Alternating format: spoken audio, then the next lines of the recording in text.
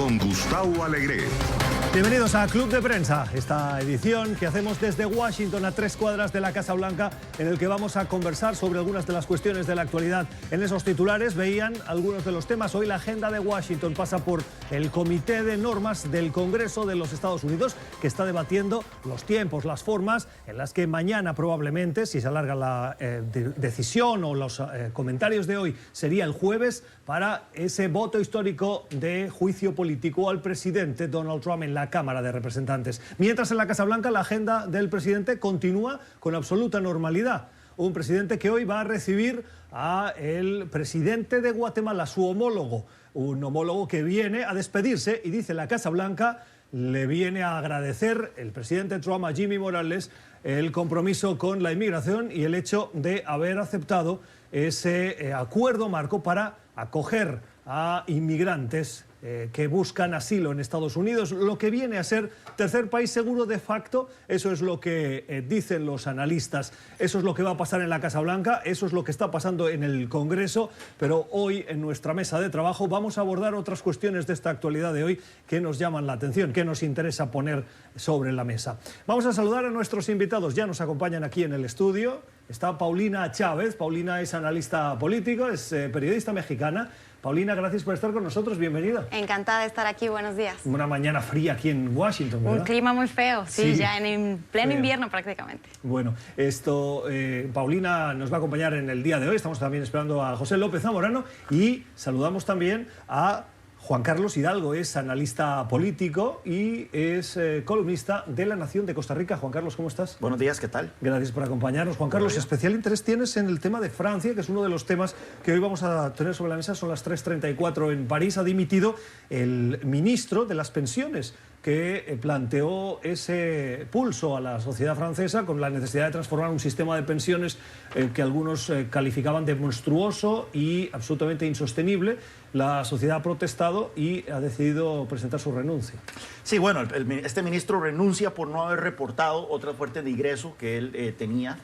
Algunas otras posiciones que tenía, muchas de ellas no le generaban ingresos adicionales, pero otros sí, y falló reportar eso en su declaración de ingresos y bienes, ¿verdad?, que hacen todos los funcionarios públicos. Y esto convenientemente cae en el momento en que Macron enfrenta un nuevo reto a su liderazgo en Francia, a su agenda reformista, que es esta reforma de pensiones que pretende consolidar los 42 distintos regímenes de pensiones que existen en Francia, algunos de ellos que brindan privilegios sumamente onerosos en uno solo.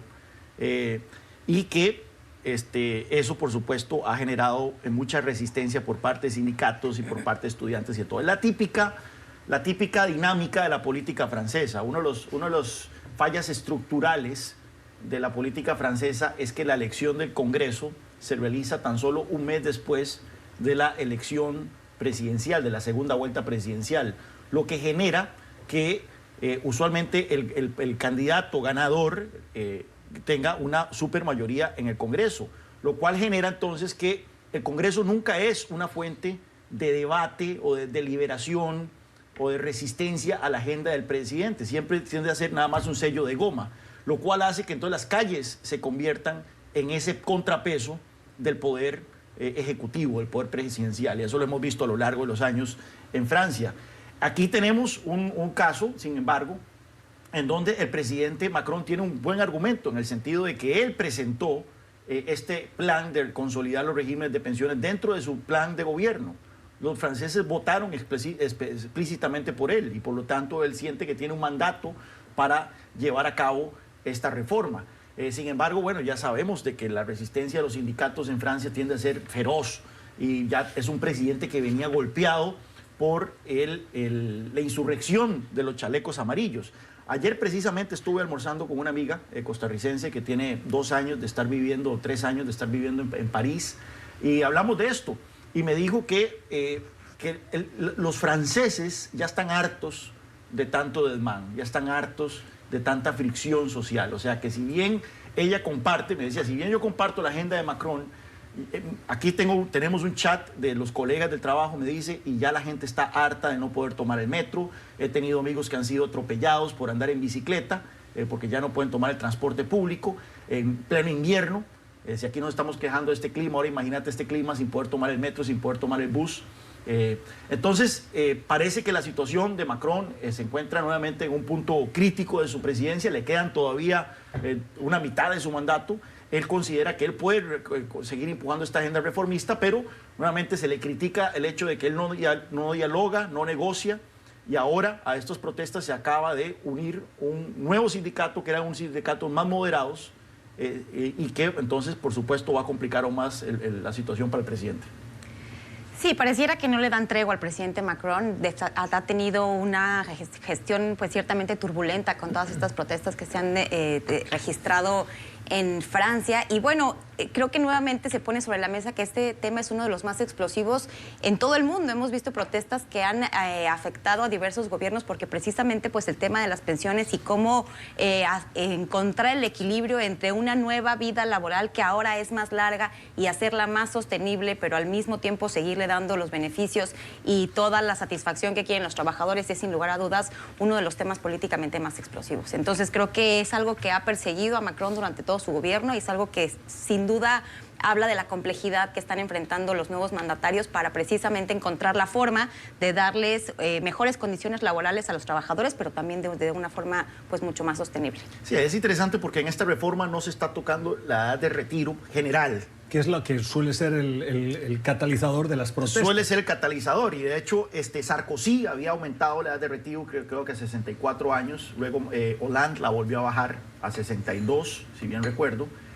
Pero en esta reforma lo que sí se está haciendo es, como se está consolidando todos los regímenes de pensiones en uno solo, sí se está homogenizando la edad de retiro para todos, lo cual significa que para algunos sí se les va a aumentar la edad de retiro, porque digamos que los empleados de ferrocarriles y entre otros se pensionan a los 50 años, como hemos visto este tipo de usos en un montón de partes, no solo en Francia, sino en América Latina, incluso aquí en Estados Unidos. Algunos empleados son más especiales, como decía, son más iguales que otros, como decía Orwell, ¿verdad? Entonces, eso ha generado esta reacción. Ahí lo interesante es ver a los estudiantes protestando en Francia contra esta reforma, porque los estudiantes deberían de ser los más interesados en tener un sistema de pensiones sostenible a futuro, porque son ellos los futuros trabajadores y son ellos los que tendrían que pagar el costo de un sistema de pensiones que vaya a colapsar. Sin duda alguna ese sería el escenario si no se hace ningún tipo de reformas. Son las 9:40 de la mañana en Washington. Nuevas encuestas de intención de voto en la carrera para la nominación demócrata. Este próximo jueves se va a producir el último debate demócrata entre los aspirantes que buscan ese liderazgo del partido para disputarle la presidencia de Donald Trump el año que viene. Cuando quedan 50 días para la primera cita de esa carrera de primarias o caucus que se va a llevar a cabo en Iowa. Iowa, hemos dicho, siempre es relevante por ser el primero y marcar tendencia. Y lo que vemos en esos caucus que se van a llevar a cabo en Iowa es que Bernie Sanders, Paulina, parece que está liderando. Si bien es cierto que en Iowa el perfil del votante puede que se asemeje más a lo que Sanders representa, poca diversidad, más bien hombre blanco, vinculado al sector agrario o al sector agrícola, pero vemos que su figura no está quedando tan atrás como algunos decían, sino que puede marcar y dar sorpresas. Sí, creo que este es uno de los grandes problemas que se enfrentan los demócratas. Todavía tienen un campo lleno de muchos y muy diversos aspirantes. Hemos visto muchos movimientos en las encuestas, primero con un claro liderazgo del vicepresidente Joe Biden, después Elizabeth Warren también tuvo por ahí un momento en el que empezó a subir en las encuestas. El propio Pete Buttigieg también se perfilaba como uno de los principales contendientes de cara al caucus en Iowa, y ahora efectivamente pues Bernie Sanders, que de por sí nunca ha perdido esa categoría como de uno de los principales contendientes, pues ahora efectivamente pareciera que se está perfilando como un liderazgo mucho más sólido. Definitivamente creo que el problema con los demócratas es que tienen una gran diversidad hablando del espectro ideológico. Hay candidatos más cercanos al centro que de alguna forma la lógica que impera en esas candidaturas es que sería más fácil poder conquistar a los votantes moderados y poder llegar a aquellos que, si bien no están contentos con el mandatario, con el presidente Trump, no están dispuestos tampoco a apoyar un cambio radical o una transformación ideológica que afecte pues principalmente el modelo económico de este país. Y por otra parte están aquellos más radicales, más identificados hacia la izquierda, con candidatos como Bernie Sanders, que efectivamente pues piden una transformación, piden un cambio radical, pero que todavía no está muy claro si esa plataforma pudiera efectivamente conquistar o triunfar en una elección general, en la que los votantes pues efectivamente quizá puedan sentir temor de apoyar a un cambio tan radical, que además también está la duda de si efectivamente pudiera pasar en el Congreso, ¿no? Últimamente está estas propuestas, todas esas transformaciones de fondo en el sistema de salud y en otras cosas muy, muy particulares, pero que al final del día también los votantes pues no necesariamente estarían sintiéndose tan cómodos de dar ese apoyo o con la garantía de que efectivamente pudieran concretarse. Sin lugar a duda, creo que es una carrera en la que todavía le falta mucho tiempo. Me preocupa que quizá tantos encontronazos, tantos espacios para el debate, que siempre son bienvenidos, pues pueden llegar a desgastar a los candidatos, en los cuales pues este choque de opiniones y esta confrontación pues pudiera llegar a pasar factura y terminar debilitando al posible contendiente que enfrenta el presidente Trump. Bueno, aquí las elecciones del otro lado del Atlántico claramente no están siendo tomadas como debería haber sido, y en este caso me refiero a la elección del Reino Unido. Sí, una gran lección de esa elección es el hecho de que si usted pone como estandarte de su partido a un extremista, probablemente las consecuencias no van a ser las mejores. Y en este ¿Cuál es el extremista? Bueno, ¿Boris Johnson Jeremy o Jeremy Corbyn? Jeremy Corbyn, en este caso. Bueno, ¿Y Boris Johnson es centrista? No, pero claramente los británicos lo vieron como una opción muchísimo más potable que Jeremy Corbyn. Y de hecho, a mí no me gusta Boris Johnson, pero vamos a ver que su agenda no es tan radical como... Hoy leía que el dinero votó por Johnson en un titular en el que el sector empresarial acabó dando la confianza a Johnson, claro, por lo que probablemente dices tú, ¿no? Entre lo malo, lo menos malo. Sí, y en este caso, el caso de Estados Unidos, bueno, el problema es que tenemos a un Bernie Sanders que es ultra radical. Aparte, no solo las preocupaciones por su edad y salud, que tuvo ya un ataque cardíaco y continuó en la carrera, lo cual es sumamente anómalo, ¿verdad? Una persona creo que debería tener conciencia de los rigores que involucra ejercer el cargo más estresante del mundo, y si usted no tiene un ataque cardíaco, probablemente eso es una señal de que usted no está físicamente en las mejores condiciones para aspirar a ese puesto. Pues bueno, él sigue con esto y las alarmas ya empiezan a sonar dentro del Partido Demócrata. Al parecer el presidente Obama, el expresidente Obama, estaría ya dispuesto a salir a atacar a Bernie Sanders, o a no atacarlo, pero advertir de los riesgos que involucra una posible nominación. Vos mencionabas, Paulina, que todavía queda mucho tiempo, cada vez queda menos. O sea, ya se nos fue diciembre. 50 días para Iowa. Y queda nada más, sí, queda nada más. Sí, pero es un largo camino a la elección y pueden pasar todavía muchas cosas, como hemos visto todos estos movimientos en los que efectivamente el problema es que no hay un candidato perfilado. No. Y en estos días que faltan, veía la estrategia de los republicanos en el Congreso, porque lógicamente el juicio político va a jugar un papel fundamental en la retórica o en la narrativa de los partidos. Es cierto que ahora son los demócratas quienes están llevando el liderazgo, pero en cuanto lleguen al Senado va a ser Mitch McConnell, el líder de la Cámara Alta, quien es el republicano, quien se está coordinando, ha dicho él en palabras textuales, con la defensa del presidente Trump y con la Casa Blanca para ese juicio. Y muy probablemente lo que quiere es que sea un trámite rápido para sacárselo de encima y intentar dejar en evidencia a los demócratas, claro, como queriendo decir, no tenían caso y ha muerto, solo se han dedicado a esto. ¿Les pasará factura?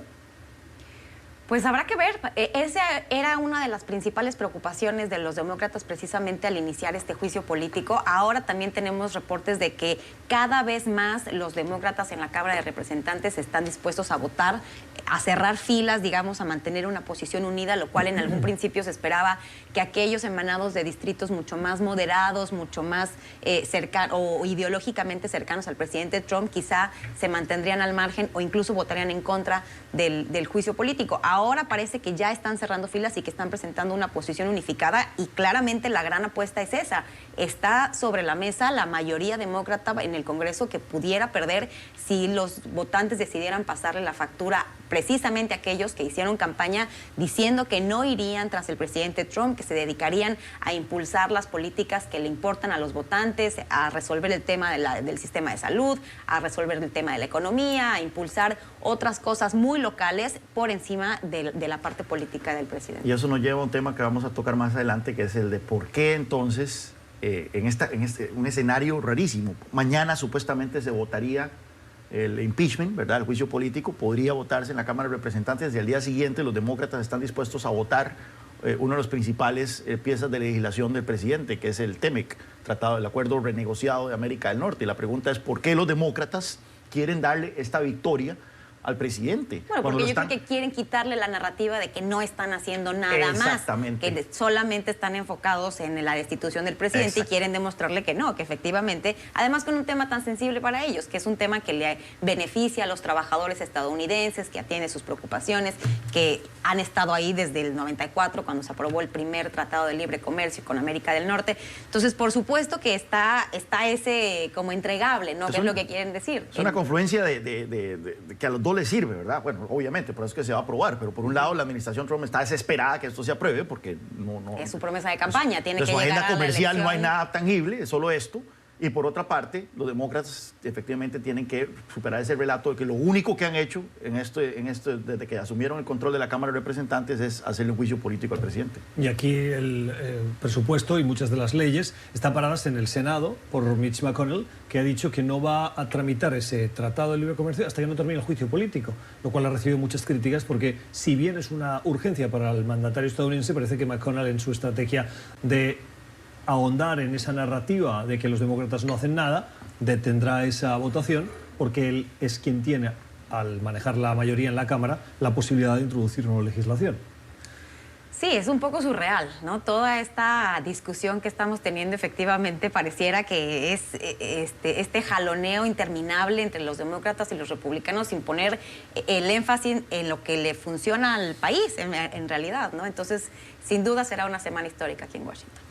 Esto es Club de Prensa. Si quiere hacer llegar nuestros comentarios, hacernos llegar sus comentarios a nuestras cuentas sociales o redes sociales, puede hacerlo en Club Prensa NTN24 y también seguirnos y suscribirse a nuestros podcasts. El podcast del programa está disponible en Apple y Spotify. Esto es Club de Prensa. Ya regresamos.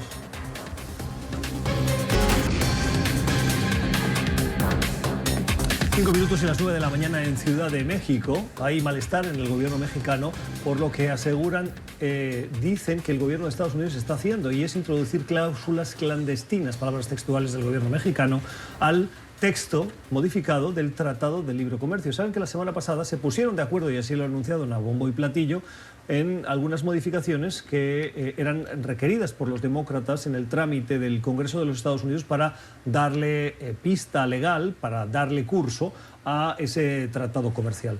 Pues bien, ese anuncio llegó y ahora vemos que el anuncio no era tal, o como mínimo de lo que pactaron, luego se han dado cuenta de que no era lo que esperaban. Así lo deducimos de las palabras del gobierno de México, que en cuestiones de legislación laboral mexicana, Estados Unidos quiere imponer la obligatoriedad de controlar determinados aspectos de los trabajadores, de las leyes que amparan a esos trabajadores, para, en cierta manera, proteger a los de Estados Unidos. Y, Paulina, eso lo ve el gobierno como una injerencia en su soberanía y en sus atribuciones como gobierno mexicano. Planteado así como tú lo mencionas, sí, efectivamente esa fue la primera lectura que tuvo el gobierno del presidente López Obrador en un episodio que, déjame decirte, Gustavo, es uno de los más bochornosos que yo he tenido que atestiguar en todo este tiempo desde que sigo de cerca la política mexicana. Un episodio que demuestra una profunda ignorancia y una profunda incompetencia de cómo funcionan las leyes internas de los países con los cuales se está haciendo esta negociación comercial. Efectivamente, desde un momento temprano en las negociaciones se planteó esta posibilidad de que se encontrara algún tipo de figura que pudiera garantizar el cumplimiento de la legislación mexicana en materia laboral, una reforma que se aprobó expresamente a petición de los Estados Unidos para garantizar condiciones más equitativas para los trabajadores de Norteamérica, que era uno de los principales puntos álgidos, en el sentido que decían que era más barata la mano de obra en México, y por eso es que eso estaba restando competitividad a las industrias estadounidenses y canadienses. Entonces se hace esta reforma y los demócratas, principalmente la líder de la Cámara de Representantes, Nancy Pelosi, estableció que uno de los principales problemas que tenía la legislación era que no se podía garantizar que se hiciera cumplir, que el lenguaje pudiera ser maravilloso, pero que lo que más les preocupaba era que se pudiera hacer cumplir esta legislación. Por eso se encuentra en esta negociación una suerte, pues, se plantea de inspectores, de paneles de resolución, de esquemas de resolución ante los cuales se pudiera denunciar si hubiera algún abuso o algún incumplimiento de los términos del tratado. Y desde el principio, desde el primer día en el que la líder Pelosi anuncia el apoyo al tratado, se circula un documento en el cual, pues, precisamente los demócratas, como comentábamos en el bloque anterior, tratando de, pues, capitalizar esto como un logro de ellos, diciendo que el tratado negociado es infinitamente mejor al que había negociado inicialmente la administración Trump, subraya que estarán estos suertes de agregados laborales desde la Embajada de los Estados Unidos, pues monitoreando la situación laboral en México y reportando lo que encontraran, ¿no? Esto ocurre desde el primer día y por alguna razón en México, efectivamente, pues también seguimos sin explicarnos por qué, pero tienen una prisa desbordada por aprobar este tratado, lo cual no tendría por qué ser así. Dar certidumbre, ¿no? Pero el NAFTA sigue vigente y la propia incertidumbre ha venido de las decisiones del presidente López Obrador, pero tomando en cuenta que sea así, es una prisa desbordada. Los senadores convocan al día siguiente, un domingo incluso, se reúnen, aprueban en fast track, como se dice, sin leer claramente lo que estaban aprobando, lo cual quedó evidenciado en este episodio tan lamentable. Y posteriormente el propio subsecretario de América del Norte, Jesús Seade, el líder en las negociaciones, eleva la alarma o pone esto sobre la mesa diciendo, o más bien dando a entender como que era algo que él no sabía, que era algo que no estaba claro, que no se había planteado con ellos, cuando se da a conocer como parte de la legislación de implementación, o sea, una legislación interna que tiene que ver con el tratado, pero que no es parte del tratado, sino que es esta parte de armonización que se hace de las legislaciones locales para poder implementarlo en cada uno de los países. Ahora mi duda, Paulina, disculpa que te interrumpa, pero entonces Estados Unidos sí va a nombrar inspectores, ¿no? Pues la figura es de agregado laboral, sí, que es en todas las embajadas en todo el mundo hay diferentes tipos de agregados, ¿no? Tenemos representantes, por ejemplo, aquí en la Embajada de México, pues hay representantes de los ministerios de Gobernación, de la Fiscalía General de la República, del CISEN, de la Unidad de Inteligencia Financiera, de Hacienda, etcétera. Y lo mismo pasa en Estados Unidos. En la Embajada de Estados Unidos en México hay representantes de la CIA, de la DEA, del FBI, y ahora se estarían nombrando representantes en materia laboral que estarían sujetos a la legislación del país receptor. Es decir, México también podría imponerle condiciones de operación como se las impone a todos los agregados. Pero en el espíritu, porque esto fue una negociación con los demócratas aquí, los demócratas fueron los que pidieron eso. En el espíritu de lo que negociaron los demócratas, ¿qué es lo que los demócratas quieren que estos agregados hagan en México? Yo creo que lo que quieren es efectivamente que haya un monitoreo constante y cercano de que efectivamente se estén cumpliendo las buenas prácticas laborales que se ofrecieron como parte de esta reforma laboral y que si no se llevan a cabo, o sea, la clave de toda esta discusión es la palabra enforcement.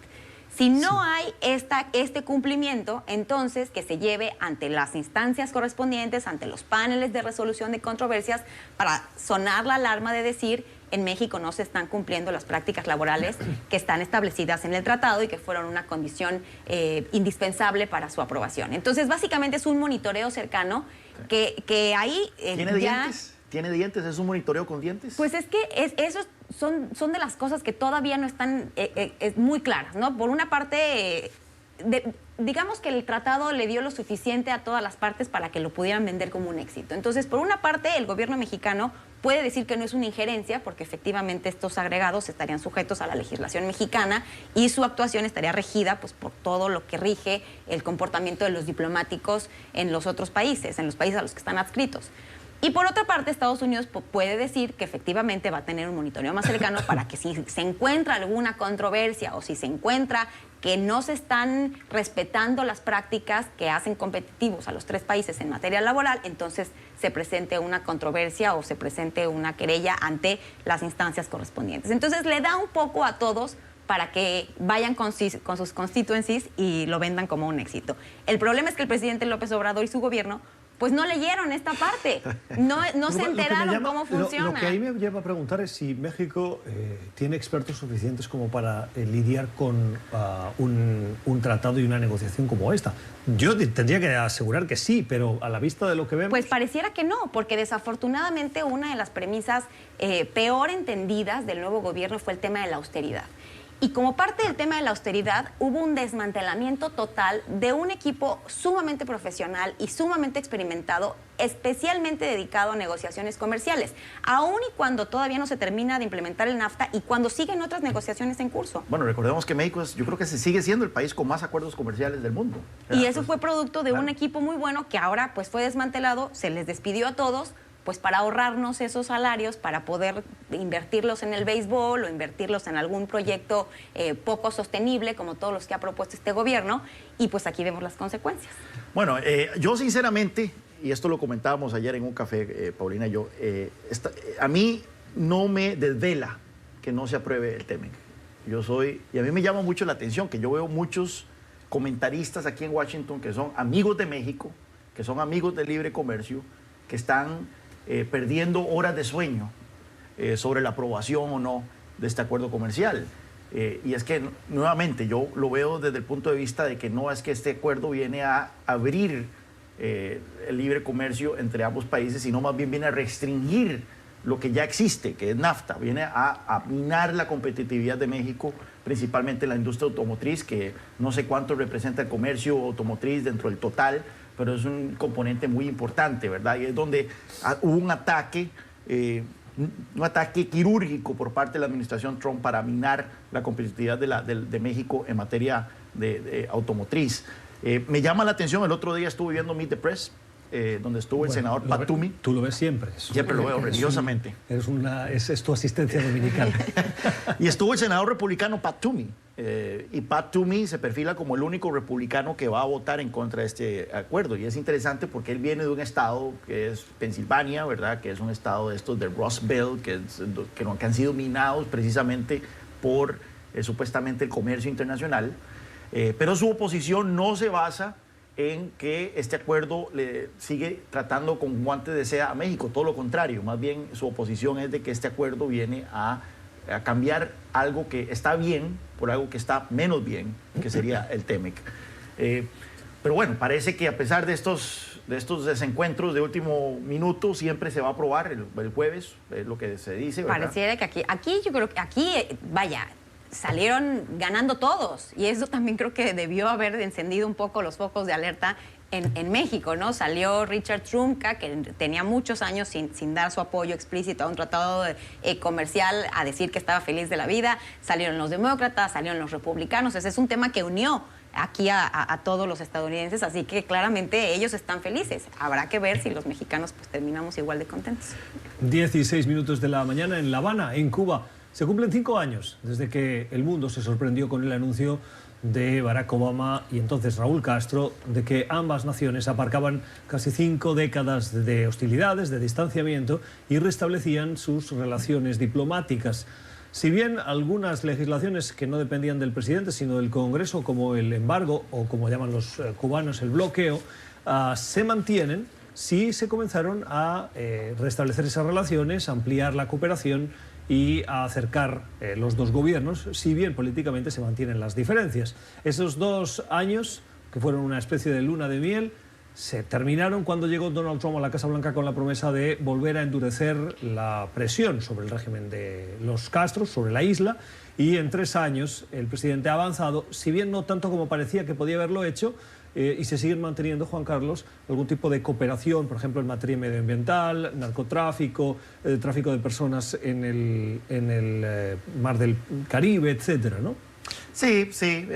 Yo recuerdo muy bien ese día. De hecho, iba a salir de vacaciones esa misma noche y sale toda esta noticia y bueno, fue de locos ese día en la oficina dando declaraciones y generando reacciones al anuncio del presidente Obama.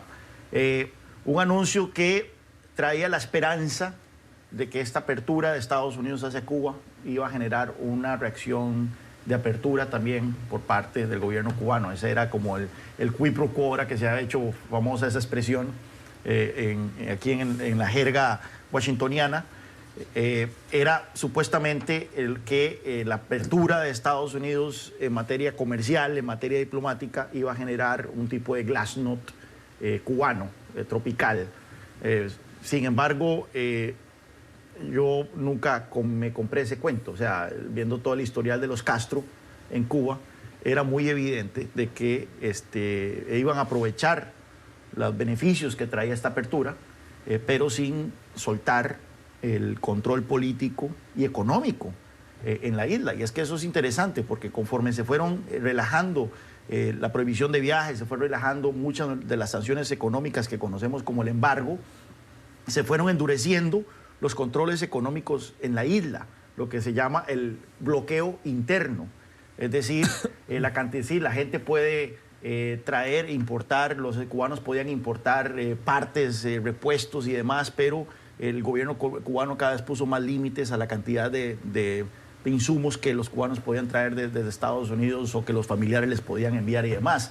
Es claro que los Castro siempre han tenido claro de que el control político se sustenta en el control económico. Si usted relaja el control económico, eventualmente usted pierde control político. Y es por eso que, luego vino Donald Trump, se revirtieron muchas de estas medidas y hoy volvemos al quid pro quo ante que caracterizaba la relación entre los dos países. Bueno, se mantienen algunas cosas. Tenemos todavía abiertas las embajadas, hay algún cierto y muy limitado esquema de cooperación en ciertas materias, pero sí, efectivamente, pues hemos entrado en un congelamiento en el cual ese anuncio que en un primer momento pues se recibió con gran entusiasmo como pues un gran paradigma de las relaciones que habían históricamente fracturadas entre Estados Unidos y Cuba, sí, ciertamente pues ha pasado a estar en el última de las prioridades del presidente Donald Trump, que también hay que decirlo, no ha sido pues precisamente muy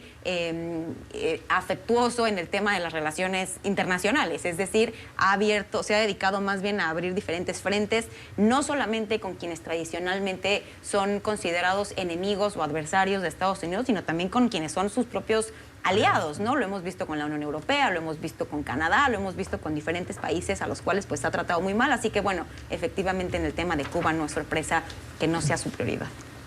Club de Prensa, espacio de análisis con los mejores corresponsales y analistas de Washington. Puede hacernos llegar sus comentarios a través de la cuenta de Twitter Club Prensa NTN24 y suscribirse a nuestros podcasts en Apple y Spotify. Ya regresamos.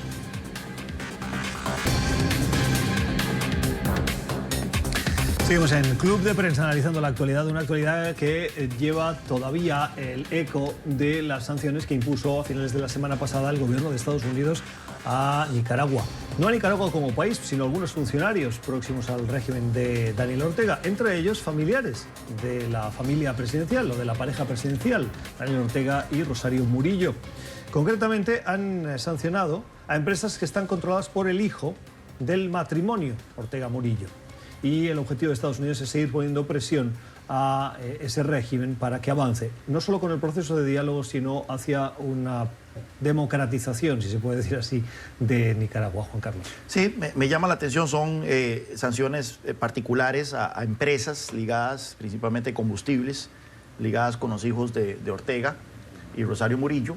Claramente, siempre hay que tener presente cuando se anuncian este tipo de sanciones de que estas sanciones por sí mismas difícilmente logren el objetivo de un cambio de régimen, pero que sí complican la vida, le hacen difícil a estos sátrapas seguir explotando al pueblo nicaragüense. Hay que ver el impacto particular, ¿verdad?, de estas sanciones. Lo cierto es que la pareja presidencial nicaragüense o dictatorial nicaragüense tiene muchos intereses económicos, principalmente en Costa Rica. Yo pensaría que mi país, es un tema complicado porque estamos hablando de muchísima plata que tiene metido en Costa Rica. Y yo esto lo he comentado con gente en el país sobre por qué Costa Rica no adopta una posición más asertiva en materia de confiscar tal vez algunos de estos dineros y de todo, pero estamos hablando de tanta plata que esto generaría tal vez un conflicto diplomático muy fuerte entre Costa Rica y Nicaragua. Recordemos que Nicaragua tiene un largo historial de intervenciones militares dentro del territorio costarricense y que simplemente tendría consecuencias negativas para Costa Rica en materia diplomática, en materia económica. Dependemos mucho del comercio centroamericano que pasa por Nicaragua, que se ha visto afectado por esta crisis en Nicaragua, como para arriesgar entonces tomar esas medidas. Entonces, lo que quiero decir es que los intereses económicos de los Ortega tienen tal vez algo que pueda ser afectado por sanciones estadounidenses, pero si algún día les quieren tocar el nervio central, tendrían que tocar entonces el dinero que tiene metido en Costa Rica, y ahí sinceramente no veo yo que eso vaya a ocurrir en un futuro cercano. Sí, yo coincido con lo que dice Juan Carlos. La trascendencia de estas sanciones pues no se verá en el corto plazo, no se verá inmediatamente. Es más bien una declaración política, una declaración pues simbólica que busca precisamente poner la atención sobre esta crisis que todavía no tiene una resolución y pareciera no avanzar. Más de 300 personas han fallecido en Nicaragua, hay miles de presos y pues básicamente no se ha logrado establecer una ruta que permitiera avanzar en la resolución de este conflicto que ya tiene pues cerca de 20 meses.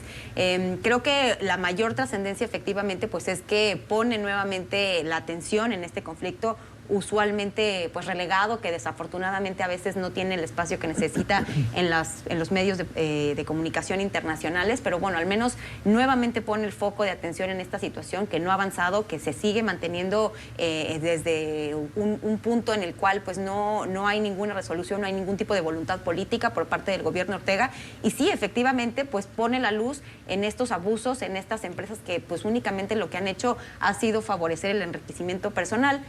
La vida, pues sí, sin duda se hace difícil con estas sanciones, no necesariamente se altera en nada, pero pues sí, de alguna forma tienen una visión un poco más estratégica, alejar a aliados empresariales y pues simplemente poner este estigma de lo que está ocurriendo en Nicaragua, pero yo creo que el mayor de los beneficios es sin duda eso, que se pone la atención ahí en un conflicto que desafortunadamente pierde predominancia en el escenario internacional y que sin lugar a duda tendría que estar ahí en la primera línea para mantener la presión. ¿Y usted qué opina? Háganos llegar sus opiniones, sus comentarios a través de nuestra cuenta de Twitter, Club Prensa NTN24, y suscríbase a nuestro podcast. El audio está disponible en Apple y en Spotify.